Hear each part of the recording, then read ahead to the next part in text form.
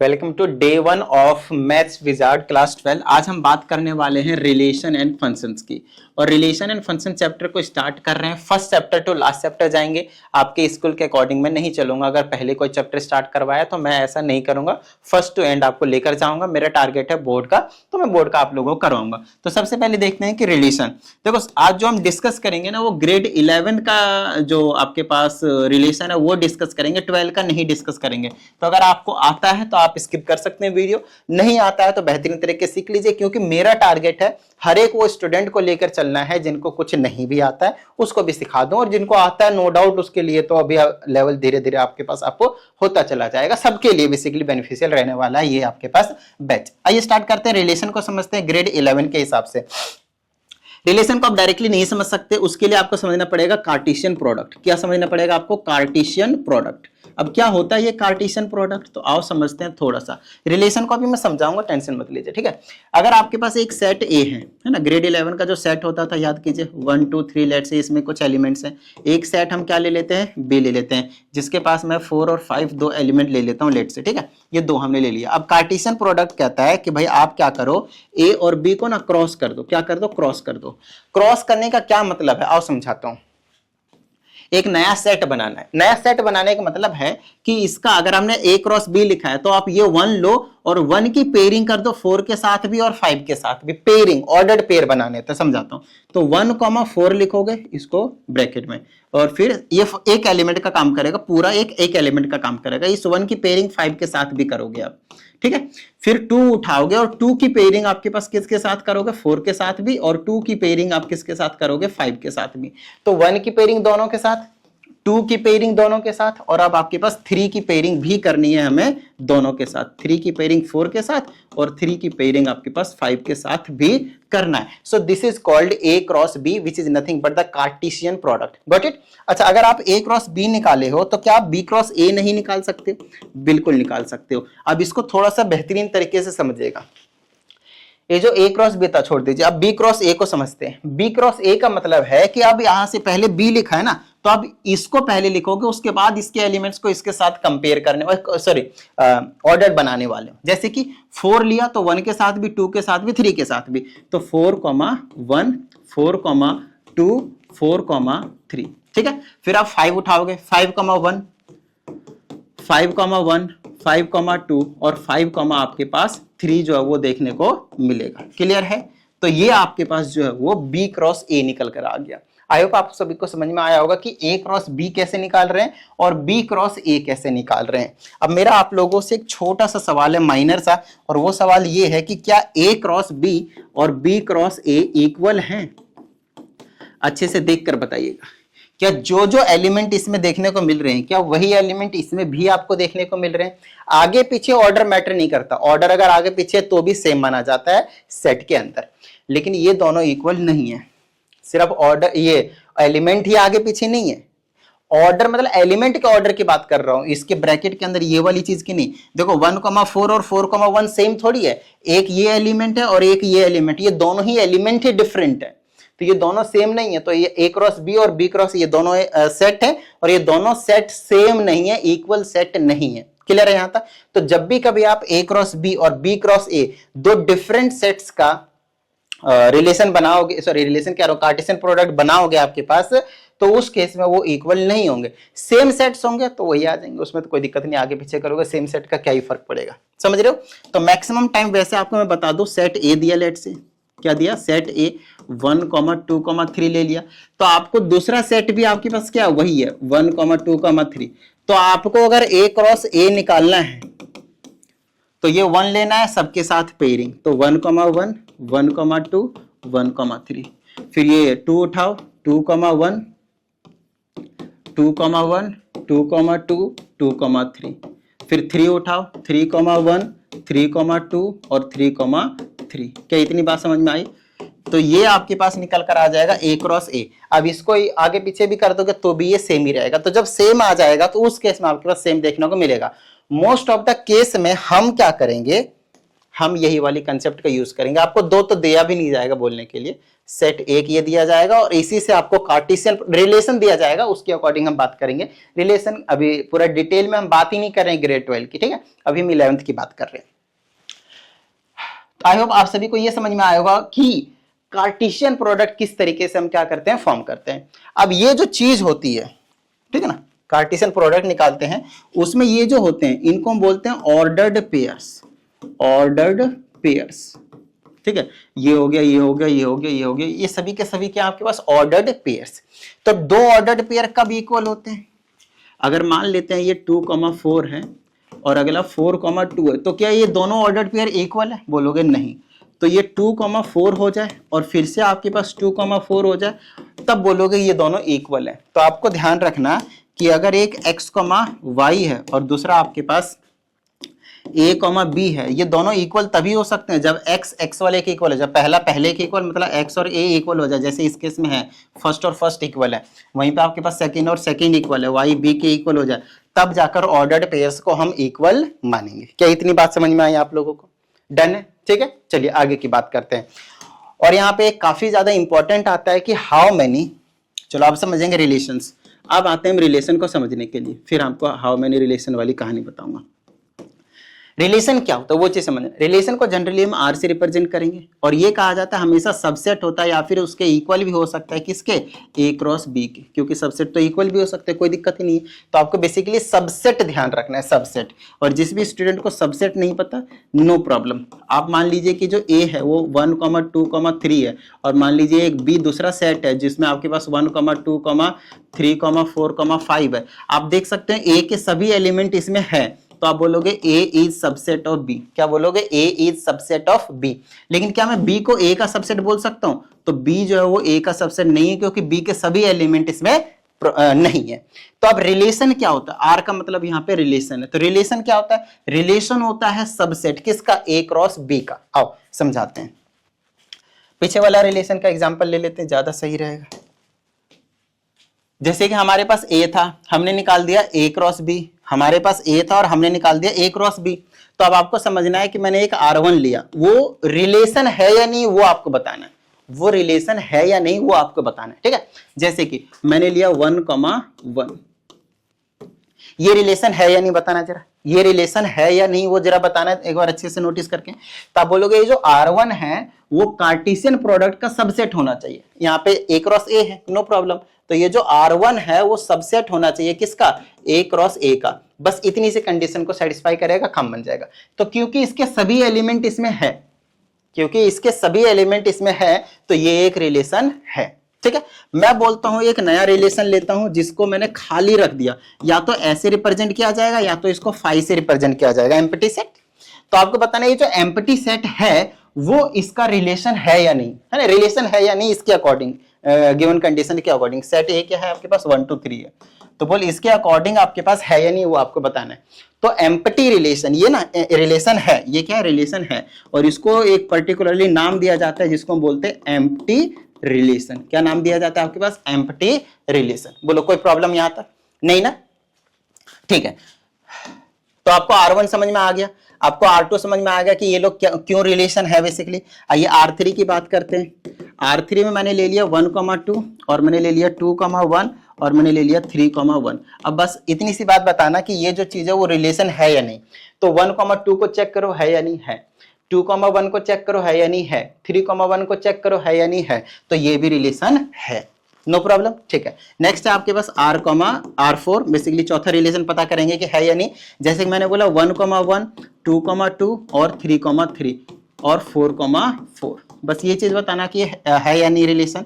तो आप बोलोगे सर 1,1 तो है, 2,2 भी है, इसमें 3,3 भी है, बट ये नहीं है, इसीलिए ये रिलेशन नहीं है, क्योंकि ये जब तक सबसेट नहीं होगा, बस सबसेट होना चाहिए और कुछ नहीं। तो अगर ये इसका सबसेट है कार्टेशियन प्रोडक्ट का तो रिलेशन है, अदरवाइज नहीं है। बताओ कोई प्रॉब्लम वाली बात नहीं है, ठीक है। चलिए नेक्स्ट है आपके पास R5।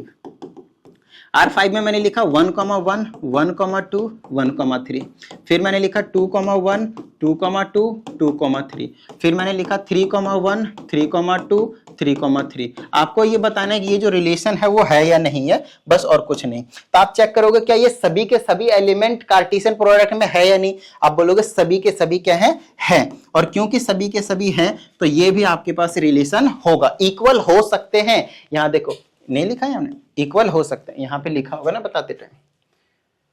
कहां चला गया वो, अरे मैं पीछे चला गया था क्या, हाँ कोई नहीं, यहाँ पे बता रखा है। देखो रिलेशन क्या होता है, सबसेट तो होता है लेकिन उसके इक्वल भी हो सकता है, किसके, कार्टेशियन प्रोडक्ट के। इसीलिए हम कह रहे हैं कि ये जो चीज है आपके पास क्या है, आपके पास यहीं पे बता दिया कि रिलेशन है या नहीं। ठीक है, चलिए आई होप आप सभी को समझ में आया होगा। मेन चीज है ये पीडीएफ मैं आप लोगों को टेलीग्राम के ग्रुप में शेयर कर दूंगा, डिस्क्रिप्शन में लिंक है, इसमें कोई प्रॉब्लम वाली बात नहीं है। लेकिन ध्यान रहे कि जब तक आप वीडियो को देखोगे नहीं तब तक आप पीडीएफ से कुछ समझ पाओगे नहीं, क्योंकि यहाँ पे आगे पीछे स्लाइड्स हो जाते हैं, कहीं पे कुछ समझाता हूँ कहीं पे कुछ समझाता हूँ। तो जब तक वीडियो नहीं देखे रहोगे ना तब तक आप पीडीएफ से समझ में नहीं आएगा। तो अगर आप चाहते हो कि पीडीएफ से समझ में आया तो वीडियो को जरूर देख लीजिएगा। ठीक है, चलिए तो ये भी रिलेशन हो जाएगा। और इस केस में इसको ना एक पर्टिकुलर रिलेशन का नाम दिया जाता है जिसको हम बोलते हैं यूनिवर्सल रिलेशन। क्या बोलते हैं हम, यूनिवर्सल रिलेशन। आई होप आप सभी को समझ में आया होगा। इसको क्या कहते थे, एम्पटी रिलेशन, और इसको क्या कहते थे, यूनिवर्सल रिलेशन। और ये दोनों ही रिलेशन आपके पास जो है वो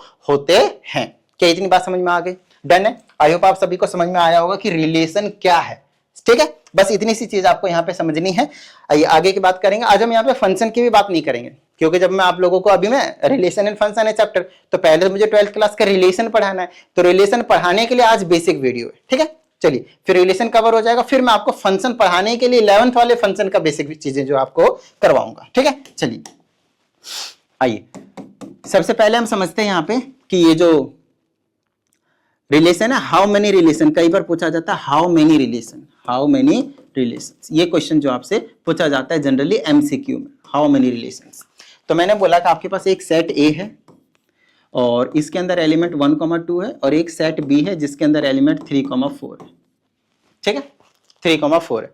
तो मुझे बताना है कि टोटली कितने रिलेशंस बना सकता हूं। आओ मैं समझाता हूं, इसको बिल्कुल प्रैक्टिकली करके दिखाता हूं। ठीक है, सबसे पहली चीज हमें सबसेट ऑफ, ध्यान सुनिएगा, हमें पहले आप समझिए हाउ मेनी सबसेट्स, पहले आप ये समझिए कि हाउ मेनी सबसेट्स, क्योंकि हाउ मेनी सबसेट्स अगर आपको समझ में आ गए, अगर मैंने आपको एक सेट दिया जिसके अंदर 1, 2 और 3 एलिमेंट है, और मैंने आपसे पूछा कि आप मुझे टोटली बता दो इसके टोटली कितने सबसेट्स बना सकते हो, अभी 2 एलिमेंट लेते हैं चलो, तो आप बोलोगे जो सबसेट्स बनाऊंगा मैं, सबसेट्स बनाऊंगा वो क्या होते हैं, एक तो मैं एम्प्टी सेट रखूंगा जो कि 5 है, दूसरा आपके पास 1,1 ही रख देता हूं, अगला हम आपके पास 2 रख देते हैं, और एक खुद 1,2 रख देते हैं। इसके अलावा और तो कुछ नहीं बन सकता। तो टोटली कितने बन गए, 4 बन गए। कितने बन गए, 4 बन गए। कितने बन गए भाई, 4 बन गए। तो ये जो 4 आपको देखने को मिल रहे हैं टोटल सबसेट्स बन गए। टोटल सबसेट्स का फॉर्मूला होता है 2 की power n, where n is the number of element. n क्या है आपके पास, number of element of the set, number of element of the set, number of element of the set. क्या इतनी बात समझ में आई। ठीक है, तो 2 की पावर n, यहाँ पे n कितने, number of elements of the set 2, तो 2 की पावर 2 इज इक्वल टू 4। तो ये जो 4 टोटली आपको सबसेट्स देखने को मिल रहे हैं। आपको सबसेट्स निकालने आए, पहले ये बताइए, अगर आपको सबसेट्स निकालने आ गए ना तो फिर आगे के जो काम है वो ईजी हो जाएगा आपके पास। ठीक है, चलिए तो इसको थोड़ी देर के लिए छोड़ दीजिए, सिर्फ यही बात कीजिए। हम बोलते हैं इसके कितने रिलेशन निकाले जा सकते हैं। तो रिलेशन का क्या मतलब है, सबसे पहले इसी का कार्टेशियन प्रोडक्ट करने पड़ेगा, या तो अकेला दे तो उसी से करना है, और अगर दो थे तो उन दोनों को करना है। तो अगर मैं इसका टोटली, पहले आप ऑर्डर पेयर बना लो, तो 1,2 को 1,2 से ही क्रॉस करना पड़ेगा। ए क्रॉस ए का मतलब यही है ना। तो 1 का 1 के साथ, 1 का 2 के साथ, है ना, फिर 2 का 1 के साथ और 2 का 2 के साथ, तो टोटली कितने एलिमेंट बन गए, 4। अब एक्चुअल में रिलेशन है कि आप वो देख लीजिए। तो रिलेशन क्या है भाई, सबसेट है। तो इस वाले ए क्रॉस ए का कितने सबसेट बनेगा, क्योंकि हमें सबसेट किसका देखना है, ए क्रॉस ए का। समझ रहे हो मेरी बात को। तो ए क्रॉस ए बना लिया, अब इसका सबसेट निकाल दो। इसके सबसेट कितने निकलेंगे, 2 की पावर 1, 2, 3, 4 एलिमेंट, तो टोटली 16 रिलेशंस निकल कर आएंगे इस वाले कंडीशंस के लिए।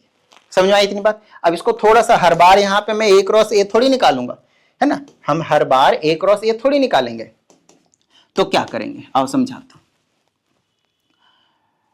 ए क्रॉस ए नहीं निकालेंगे तो क्या करेंगे, तो सिर्फ नंबर ऑफ एलिमेंट्स है ना, total number of ordered pair, number of ordered pair, ordered pairs किसके इक्वल होते हैं, number of element of first set multiply number of element of second set.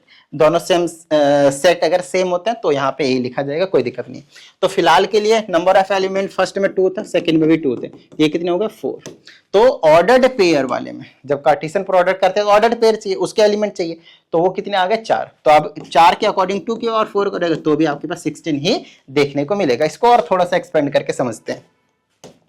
अगर आपके पास सेट ए के पास 1 और 2 एलिमेंट है, सेट बी के पास आपके पास 2, 4 एंड 6 एलिमेंट है, मुझे पता करना है कि टोटली कितने रिलेशन बन सकते हैं, हाउ मेनी रिलेशन।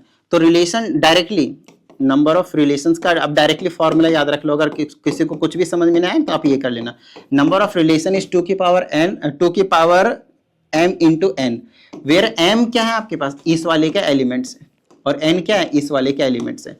तो इसके 2 की पावर 2 मल्टीप्लाई यहाँ पे कितना आपके पास 3, तो 2 की पावर 6 बोले तो कितना आ जाएगा 64, 64 4 5 6 हाँ 64। तो 64 टोटल रिलेशंस निकल कर आ जाएंगे। देखो वही कर रहा हूं, कुछ अलग नहीं कर रहा हूं। पहले तो मैंने ऑर्डर्ड पेयर पता कर लिया। ऑर्डर्ड पेयर का मतलब दोनों के एलिमेंट्स नंबर ऑफ एलिमेंट्स को मल्टीप्लाई करो, 2 3 6 आ गए। अब टोटल सबसेट निकालने के लिए 2 की पावर कितने भी ऑर्डर्ड पेयर है वो पता कर लो, तो 2 की पावर 6 करोगे, एक ही बात पड़ेगी। या फिर डायरेक्टली ऐसे याद रख लो, या फिर डायरेक्टली आप क्या करो ऐसे याद रख लो, इससे कुछ भी फर्क नहीं पड़ेगा। क्या इतनी बात समझ में आई, थोड़ा सा रिलेशन वाली। अब थोड़ा सा अगर हम रियल लाइफ की बात करते हैं, अगर ये हमारे पास फर्स्ट सेट है, ये ए है, ये हमारे पास बी है, ठीक है। इनके एलिमेंट्स को हम एक्स से रिप्रेजेंट करते हैं, इनके एलिमेंट्स को हम वाई से रिप्रेजेंट करते हैं, ठीक है। अगर मैं बोलता हूं कि ये मेरे पास क्या है 1 है, और यहां पे मैंने बोल दिया 1 है, यहां बोला मैंने 2 है, यहां पे मैंने बोल दिया आपके पास 4 है, यहां बोल दिया 3 है, यहां बोल दिया 9 है, यहां बोल दिया 4 है, यहां बोल दिया 16, यहां बोल दिया 5 है, यहां बोल दिया 25 है।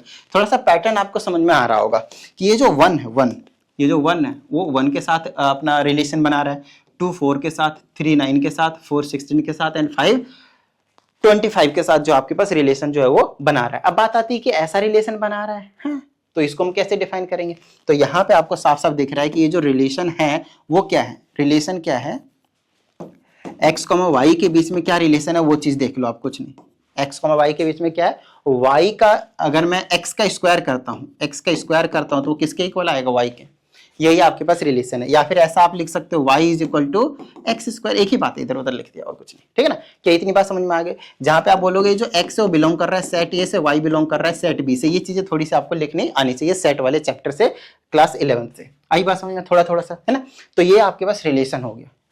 यहाँ पे x, y ब्रैकेट में क्यों लिखा, क्योंकि x और y के बीच में रिश्ता दिखाया जा रहा है, ठीक है यहाँ तक, ठीक है। अच्छा यहाँ पे हम थोड़ा सा इमेज और प्री इमेज की बात करते हैं, इमेज की बात करते हैं पहले। चलो इमेज समझते हैं थोड़ा सा। इमेज क्या है, मैं यहाँ पे बोल रहा हूँ 1 is image, 1 is image of 1, क्योंकि यहाँ पे दोनों 1 है तो आप थोड़ा सा कंफ्यूज हो गए होगे कि कौन किसका है, लेकिन अब समझ में आएगा। 4 is image of, 4 is image of 2, ठीक है।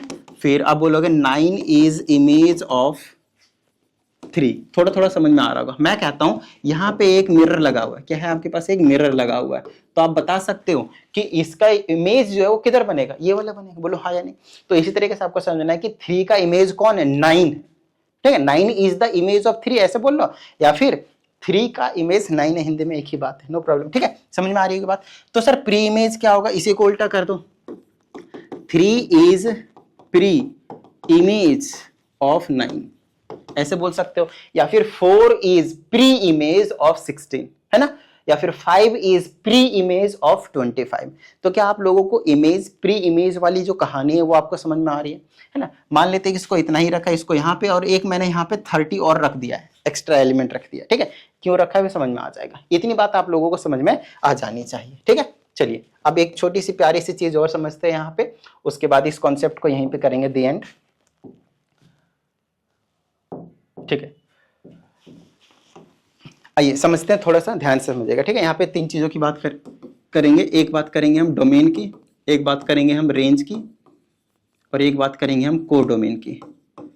इन तीनों चीजों को हमें समझना बहुत ज्यादा जरूरी है, क्योंकि इन चीजों का जो यूज है वो हम आने वाले आपके पास वीडियोस में बेहतरीन तरीके से करने वाले हैं। डोमेन का मतलब होता है एक तरीके से वैल्यू ऑफ एक्स, कि क्या आप सब्सटीट्यूट कर रहे हो। तो फर्स्ट सेट के जितने भी एलिमेंट्स होंगे ना, वो एक तरीके से डोमेन का काम करेंगे। क्या इतनी बात समझ में आई? 11th में आप लोगों को बताया गया है। नेक्स्ट है रेंज। रेंज का मतलब आउटपुट वैल्यू होता है। इन चीजों को नोट डाउन कर लीजिएगा। ये क्या होता है आपके पास? आउटपुट होता है। और ये क्या होता है आपके पास? इनपुट होता है। ठीक है ना? चलो, तो आउटपुट आपको क्या मिला? जब आपने 1 रखा तो 1 मिला, 2 रखा तो 4 मिला, 3 रखा तो 9, 4 रखा तो 16, 5 रखा तो 25 मिला। अकॉर्डिंग टू दिस रिलेशन, यही तो रिश्ता है एक्स और वाई के बीच में। आप एक्स की जगह 1 रखोगे, 1 का स्क्वायर 1, y की वैल्यू भी 1 आई। x की जगह 2 रखोगे तो y की वैल्यू 4 आएगा। x की जगह 3 रखोगे तो y की वैल्यू एंड सो ऑन, है ना? अच्छा, नेक्स्ट होता है कोडोमेन। कोडोमेन का मतलब होता है complete set B. Complete set B. यहाँ पे मैंने इसलिए एक्स्ट्रा बढ़ाया क्योंकि आपको लगता है ये और ये तो सेम है। नहीं, अगर एक्स्ट्रा भी एलिमेंट है तो भी आपके पास कोडोमेन में लिखा जाएगा। जैसे 1 हो गया, 4 हो गया, 9 हो गया, 16 हो गया, 25 हो गया, ऑल्सो 30। ये चीज भी आपके सामने यहाँ पे लिखा जाएगा। क्या इतनी बात समझ में आई आप लोगों को? क्लियर है यहाँ तक? तो ओवरऑल अगर हम देखें तो कुछ इस तरह की जो कहानी है वो आपको यहाँ पे देखने को मिलता है। रिलेशन से रिलेटेड मैंने आपको छोटी छोटी चीजें हैं आपको बताई है। बहुत सारे रिलेशंस में और भी चीजें हैं। आगे आने वाली वीडियोज में हम थोड़ा थोड़ा आपको करके बताएंगे, क्योंकि डेली के वीडियोस आपको प्रेफर करने हैं।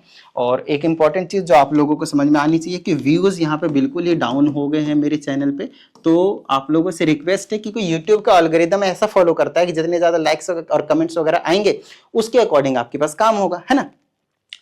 तो आप लोगों के लिए एक तो मैं क्वेश्चन देता हूं ताकि आप लोग थोड़ा सा कमेंट कुछ और ना कर पाए कि भाई कैसा पढ़ा रहे हैं, तो एटलीस्ट क्वेश्चन को ही कमेंट करें ताकि आप लोगों को थोड़ा सा बेनिफिट मिले और कमेंट के अकॉर्डिंग मेरे वीडियोस को भी थोड़ा सा बूस्ट किया जाएगा। लाइक तो जरूर कीजिएगा और कोशिश कीजिएगा कि जितना ज्यादा हो सके अपने सोशल मीडिया के हैंडल्स पे आप क्या करेंगे, थोड़ा सा वीडियो को शेयर कर दे। इसमें आपका कुछ नहीं जाएगा लाइक करने में, शेयर करने में, लेकिन इससे ये होगा कि बहुत सारे स्टूडेंट्स को हेल्प हो जाएगी और मुझे हेल्प हो जाएगी। मुझे थोड़ा सा मेरे जो मोरल है वो डाउन नहीं होगा, मैं भी मोटिवेटेड फील करूंगा।